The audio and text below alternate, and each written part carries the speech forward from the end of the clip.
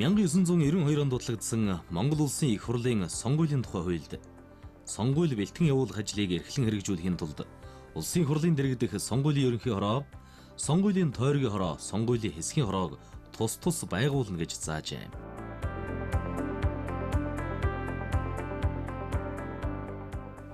За Монгол Улсын шинэ үндсэн хуулинд бол сонгуулийн байгууллага, түүний үйл ажиллагаа, гарах шийдвэрийн талаар нэг заалт байдаг. Энэ заалт нь юу гэсэн заалт байдг вэ гэхээр зэрэг Улсын хурлын сонгуул, ерөнхийлөгчийн сонгуул, ард нийтийн сонгуулийг бол зохион байгуулж явуулах. Энэ талаараа бол шийдвэр гаргах хэрэгтэй. Ийм байгууллага бол сонгуулийн төв байгууллага. Энэ талаар бол заасан байдаг. Сонгуулийн ерөнхий хорооны анхны бүрэлдэхүүн бол нийтдээ 17 хүний бүрэлдэхүүнтэй. Дарга нь лавсган, дарга нарийн бичгийн дарга нь бий. Тэгээд гишүүд нь бол баахан олон сайд нар орцсон. Тийм бүрэлдэхүүн анх орж ирсэн.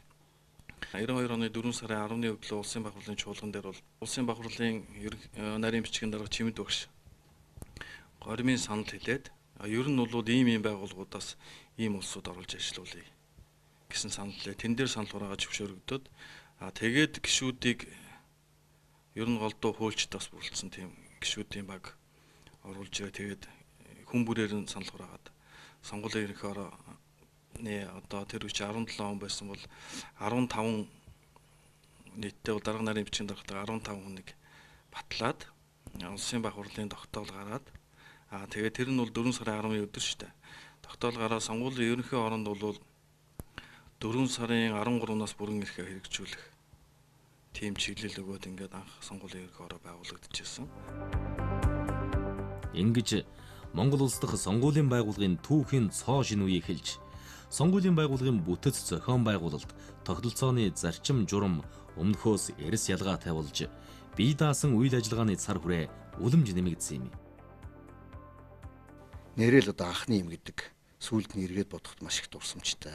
Бас янз бүрийн одоо бэрхшээл, алдаа оноотой, бас нийтдээ хөгтөж юм хэл байдаг юм байлээ. Тэр би дурсамж авчигд тэрийг бодсуулаа. Хамгийн анхан сонгуулийн ерөнхий хорооны гишүүн томилогдоод их хурал дээр дуудаж ирч, баг хурал дээр дуудаж очиход гишүүн томилогдох улсуудаа би мдээгүй хинж байгааг мэдэхгүй анх удаа очсон. Тэгээд очиход манай сонгуулийн ерөнхий хорооны дарга нь лавгсрангуй гэж нэг өндөр борхон гялалцсан харилмагтай. Нилийн ширүүн дөр юм байхтай. Ер нь ширүүн дөр тийм хүн байсан. Нарийн бичгийн дарга нь баян дүүрэн гэдэг нэг хүүхэд залуу. Ийм хоёр хүн. За бусдын зарим гишүүд ми таньжсэн хуучин хуулийн байгууллагад ажиллажсэн гэдэг юм хамт сурчсан гэдгээрээ танд хүмүүс байсан. Ингээд сонгуулийн ерөнхий хорооны гишүүн анх болж ялаа. Тэр үед бол би яг 27 настай байсан. Одоо томилогчдын дараа бол бас жоохон эмээг сэтгэл төрж байгаа юм л да. Тэгээд тэрийгээ бол бас улсын баг хурлын удирдлууд хэлсэн. Гончгоо дарга байсан, Чимэд өгш байсан, Зартангуй байсан, уруулантай уулзаа ер нь жоохон хэцүү ажил юм шиг байна. Одоо тэгээд тэгсэн чинь Чимэд өгш энэ төр бол за юу ярьж байгаа юм чинь бол залуу олон улсын дээр л ийм ажил хийхгүй хизээ хийх юм. Чи одоо явж ажиллаа хий, одоо хийж чадна гэж ингээл гаргаж ирсэн. Тэрний дараагийнх нь одоо маргааш өдөр нь Монгол Улсын ерөнхийлөгч дуудаж гин гэдэг. Тэгээд нэг дэвтэр бариад гүгээд өсө очрот ерөнхийлөгчдөр орлоо тэгсэн чинь бас тэгж гин.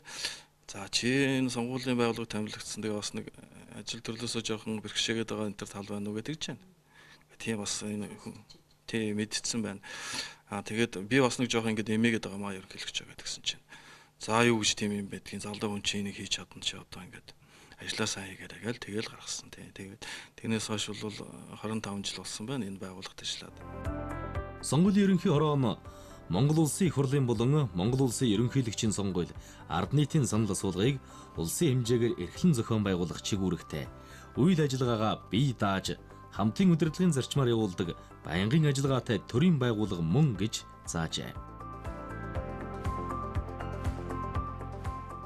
Анхны саналын хувцсыг Сүхбаатарын нэрмжт хэвлэлийн үлдэр хэвлүүлж ялаа. Тэгээд тэр чинь нэг 130 ачаа болно. Тэр чинь гишүүн, ажлын хэсгийн гишүүн гэхгүй бүгдээрээ очиод 130-аар гарцсан тэр саналын хувцас шууд байлаад тэгэл ачуулаад ховоорлал ингээл хөргүүлж байлаа шүү дээ тийм. Гэхмэчлэнгийн тэгээд тэр хэвлэх үйлдвэр чинь бол нөгөө бүх хэвлэлийнхаа ихийг ингээд туулгаар зутгаж хийдэг. Тэн дундаас нэгсэг юм уу дасл ингээд өсрээд алгуулчих юм бол нөгөөдөг чинь хэвлэлийн хувцас алдаатай гарна. гэх мэтлэнгээ тэгээ хараа хяналж шаардсан тийм ажлууд байсан. Тэр үед чинь хуулийн жишээ нь төрийн тогтолцоо жишээ нь бид цоо шин байлаа. Тэгээд юм бас мэдэхгүй юм их гардаг байсан. Зарим хүн ухаандаа нэг намаас бүрэн гараагүй нөгөө намд нэр дэвшиж хасгаж исэн тохиолдол бий. Нөгөө 801-ээс дээш хүний санал авчиж бие даад нэр дэвших хэрэгтэй байсан чинь 800-ийн хүнтэйгээ бүгдийг нь уулзаагүй. Нөгөө дэмжигч нь бус зарим хүний гар үсгийг дуурлага зураад хасгаж исэн гэх мэт явдал гарч л байлаа. Ер нь гэхдээ бол одоо эргээд бодож хахад сонгуулийн үеэр нэг тийм бүр нэг яхаа алдсан журамгүй замраагүй явдал ер нь гарч байгаагүй. Тухайн үед нь сонгуулийн одоо нэр дэвшигчдийн хувьд бол нэг урлагаар үйлчлдэг байлаа. Энд эндгүү одоо шинэ төмөөр шоу гэдэг юм урлагийн тоглолт болдог. Тэгээ нэг удаагийн сонгуулийн дараа бид нэр цагдаагийнхан дүнгээ гаргаад үзсэн чинь 2000-аад удаа том жижиг урлагийн тоглолт болсон байдаг. Зөвхөн урлагийн тоглолт. Дээр нь эрүүл мэндийн үйлчлэгээ үзүүлдэг, янз бүрийн үйлчлэгээ үзүүлдэг. Сонирхол байсан дээр эргээд бодоход их л тийм сонирн байж одоо бол тэр бүхэн бол болохоо байдсан шүү дээ, тийм ээ.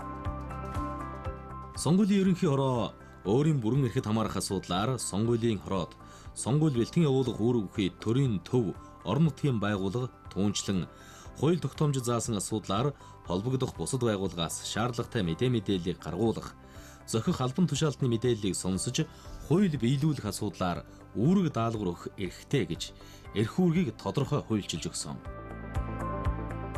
Үндсэндээ сонгуулийн хуультай холбоотой бүх асуудлыг өөрөө шийддэг юм байгууллага байлаа. Хэсгийн хороо тойргийн хороонд шийддэг, сонгуулийн ерөнхий хороо шийддэг. Тухайлбал нэг нэр дэвшигч миний саналаас төд тутчлаа. Миний саналаас нөгөө талдаа тоолчлоо гэдэг юм уу. Иймэрхүү юм гарахад одоо бол тэрийг бол нэлээд хуулийн байгууллагын олон процедураар ордог болсон. Тэр үед хэсгийн хороо үзээд тойргийн хороон дээр тоолоод тэрийг зөвшөөрөхгүй бол ерөнхий хорооноос 3 гишүүн очоод газар дээр нь шууд намын ажиглагчтай байлгаж тоолчдөг. Ингээд энэ бол эцсийн шийдвэр болдог байлаа. Энэ мэтээр сонгуулийн ерөнхий хороо сонгуулийнхаа хуулийн биелэлтийг хангадаг. Үндсэндээ сонгуулийн хуулийн одоогийн нийтмэг шүүх шахуу байгуулга байлаа да. Өнгөрсөн хугацаанд Монголын төр засаг үндэсний сонгуулийн хууль эрхцэн орчинг бүрдүүлж улам боловсронгуй болгоход анхаарч ирсэн бөгөөд энэ нь Монголын сонгуулийн байгууллагын үе үеийн бодлого үйл ажиллагааных нь цөм болж ирсэн юм. Сонгуулийн хууль тогтоомжийг дагаж мөрдөх, тууштай хэрэгжүүлэх, хэрэгжилтийн бүрэн хангахыг Монгол улсын сонгуулийн ерөнхий хороо үйл ажиллагааныхаа гол зарчим болгон ажиллаж ирсэн түүхтэй.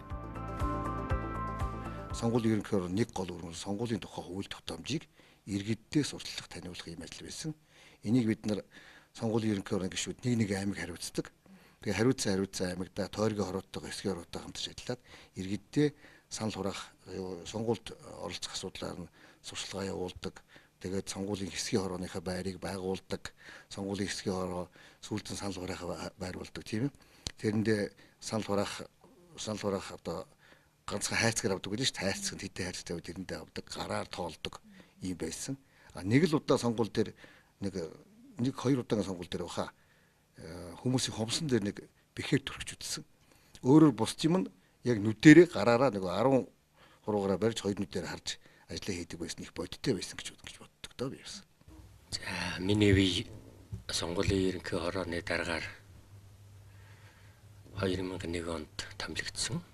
Сонгуулийн ерөнхий хорооны 2 дахь дарга.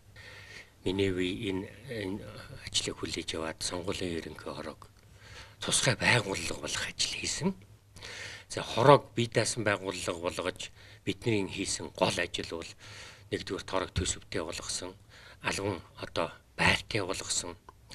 За тэгээд хорооны 10 жилийн ойг тэмдэглэсэн. Яг тэр үед одоо хорооны 10 жилийн ой болж исэн. За сонгуулийн хайрцгийг стандартад одоо шилжүүлсэн, сонгуулийн хуулийг боловсронгуй болгох талаар саналаа оруулсан. 2006 онд бол үндсэн хууль заасан тэр сонгуулийн төв байгууллага гэдгийг энэ тухайн хуулийг бол улсын хурд баталж гаргасан. За энэ төв байгууллагын хууль баталж гаргаснараа бол сонгуулийн төв байгууллагын эрх үүрэг, үйл ажиллагааны үндсэн чиглэлийг бол энэ хуулиар бол хуульчилж өгсөн байна. За энэ үеэс эхлээд бол сонгуулийн ерөнхий хороо бол байнгын ажиллагаатай хараа тус бие даасан одоо ийм байгууллага болж одоо өөрчлөгдсөн байна. Монгол улсын их хурлаас сонгуулийн тухай хууль тогтоомж түүний дотор 2006 оны 1-р сарын 12-ны өдөр сонгуулийн төв байгууллагын тухай хуулийг баталж өгсөн явдал сонгуулийн байгууллагын эрх зүйн байдал, зохион байгуулалт, үйл ажиллагаатай холбогдсон харилцааг бүрэн зохицуулсан, бие даасан төрөлжсөн анхны хуультай болгож, улмаар үйл ажиллагаагаа бие даан хараа тус байдлаар явуулах эрх зүйн цоо шин орчин бүрдүүлж өгсөн нь түүхэн ач холбогдолтой. Засаг дарга нэг тоо гаргадаг, иргэний бүртгэл мэдээллийн байгууллага нэг тоо гаргадаг, статистик нэг тоо гаргадаг байсан. Энийг цэгцлэх шаардлагатай болсон байсан. За хоёрдугаарт бол игээд намыг дагсан ийм хүмүүс сонгуулийн хороод ажилладаг байсан учраас маш хүнд байсан. Энийг цэгцлэх саналаа байдаг гэсэн. Гуравдугаарт бол энэ сонгуулийн хороотой их ноцолдож одоо энэ нэр дэвшсэн намууд одоо энэ улсууд сонгуулийн ерөнхий хороотой өрсөлдөж байгаа маягаар одоо өөрсдийнхээ мөрийн хөтөлбөр нэр дэвшигч тайлбарлах хооронд хороо руу их давшилдаг иймэрхүү тэр үеийн улс төрчдийн одоо гал арга байсан. Энийг сонгуулийн төв байгууллагын хуулийг боловсруулж гаргах замаар одоо зассан гэж хэлж болно.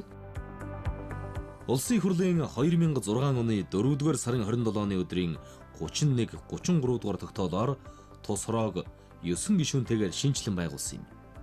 Хуулинд гишүүнийг 6 жилийн хугацаагаар томилохоор заажээ. Тэгээ сонгуулийн ажил гэдэг бол бас нэлээд дарамттай, шахалттай, за янз бүрийн хүсэлттэй, гуйлтай ч гэдэг юм уу, тийм ажил алга байдаг. Ялангуяа одоо улсын их хурлын төлөөлөл болоод 5 гишүүн нь ороод ирж байна. За ерөнхийлөгчийн төлөөлөл болоод 2 гишүүн нь ороод ирж байна. За Монгол Улсын дээд шүүхээс төлөөлөл болоод 2 гишүүн ороод ирж байна. Ялангуяа улс төрийн их барьж байгаа намуудаас төлөөлөл болж гэж хэлэх юм уу юу гэх юм орж иж байгаа гишүүдийн хувьд бол бас нэлээд хүндрэл бэрхшээл байдаг байсан болов уу гэж би хувьдаа боддгийн. Гэхдээ манай сонгуулийн ерөнхий хорооны үеийн дарга гишүүд бол зөвхөн хуульд захирагдаж хараа тусаар ажиллаж ирж байсан явдал нь бол би энэ хүмүүсээр байнга бахархаж байдаг.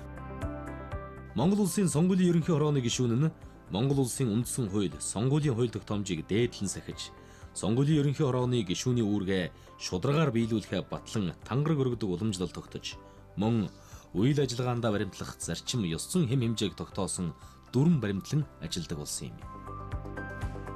2001 онд намайг сонгуулийн ерөнхий хорооны гишүүнээр томилогдсон орж ирж байхад бол сонгуулийн ерөнхий хороо одоо энэ төрийн ордонд байрладаг байсан. За нэг 5-6-7 хүний бүрэлдэхүүнтэй юм байсан. Одоо бол энэ ажлын албаны бүтэц бүрэлдэхүүн бол нэлээ өргөгдсөн, томорсон, бүтцийн нэгжүүтэй болсон, тухайн чиглэлийг хариуцсан мэрэгсэн ийм албан хаагчтай болсон. Одоогийн ажлын албан төр хийж байгаа ажлын чинь бол тэр үед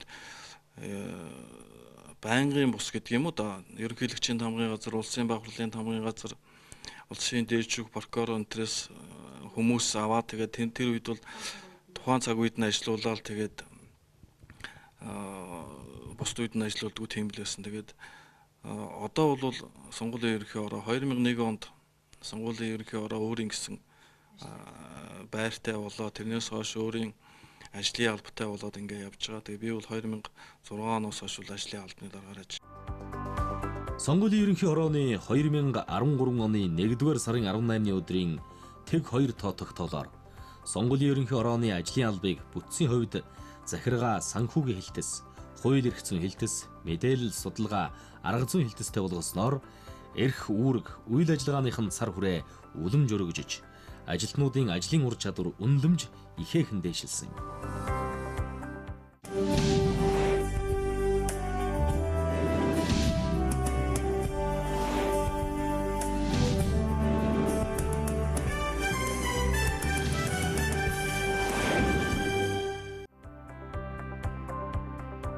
Монголын сонгуулийн түүхэнд үлдэх бас нэгэн үйл явдал бол сонгуулийн автоматжуулсан системийн тухай хуулийг баталсан явдал.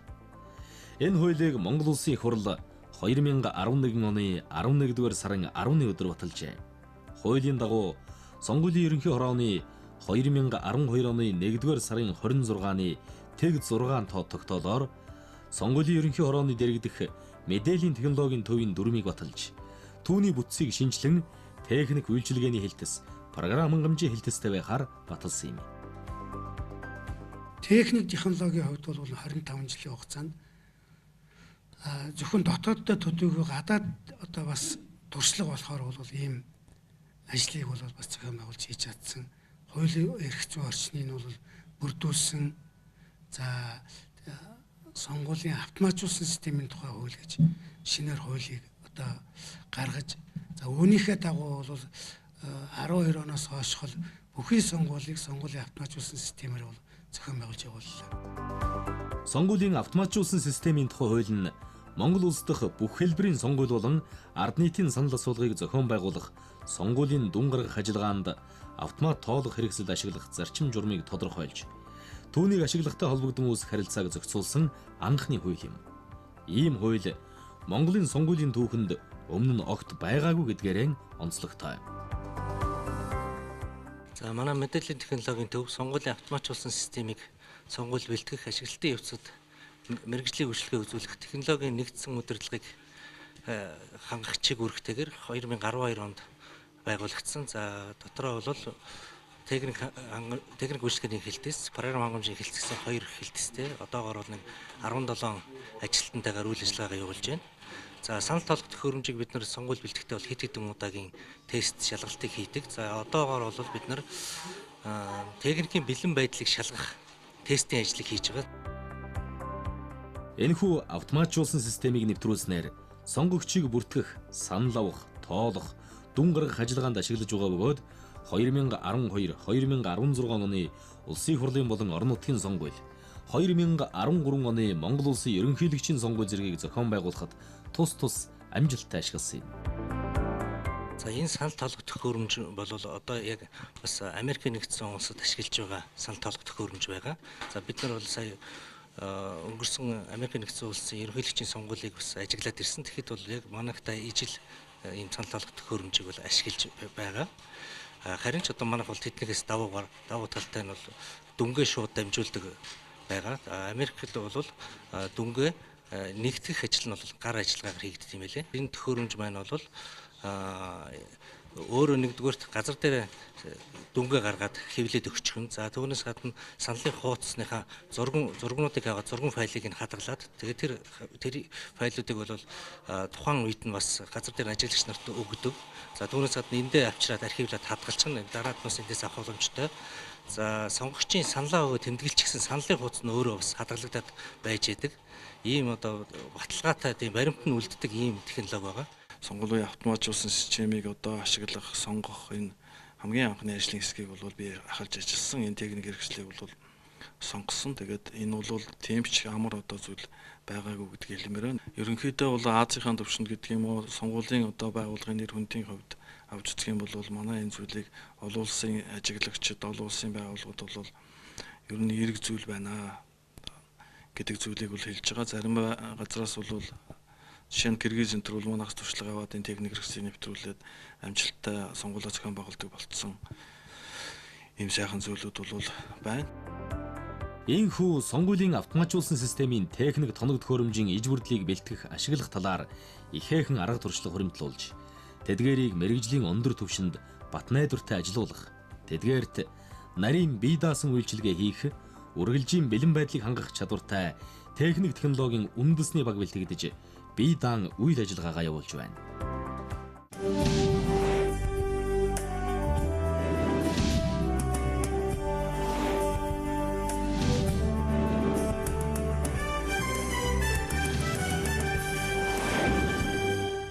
Сонгуулийн ерөнхий хорооны 25 жилийн хугацаанд хийсэн нэг чухал ажил бол хууль эрх зүйн шинэ орчныг бүрдүүлэхэд бол манай байгууллага ихээхэн үр гүйцэтгэсэн.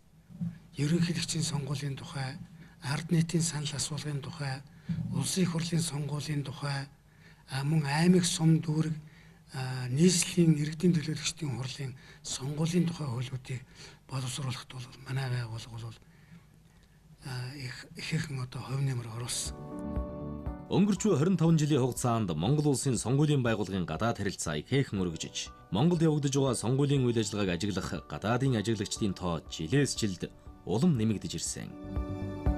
Монгол улсын сонгуулийн ерөнхий хороо бол олон улсын сонгуулийн байгууллагыг үүсгэн байгуулагчдын нэг, Азийн сонгуулийн байгууллагыг бас үүсгэн байгуулсан, Азийн сонгуулийн байгууллагын одоо удирдах зөвлөлийн гишүүн, Германы сонгуулийн байгууллага, Солонгосын сонгуулийн байгууллага, Оросын сонгуулийн байгууллага, Киргизийн сонгуулийн байгууллагатай бол хамтын ажиллагааны сануу жижиг байгууллага хамтран ажиллаж байгаа.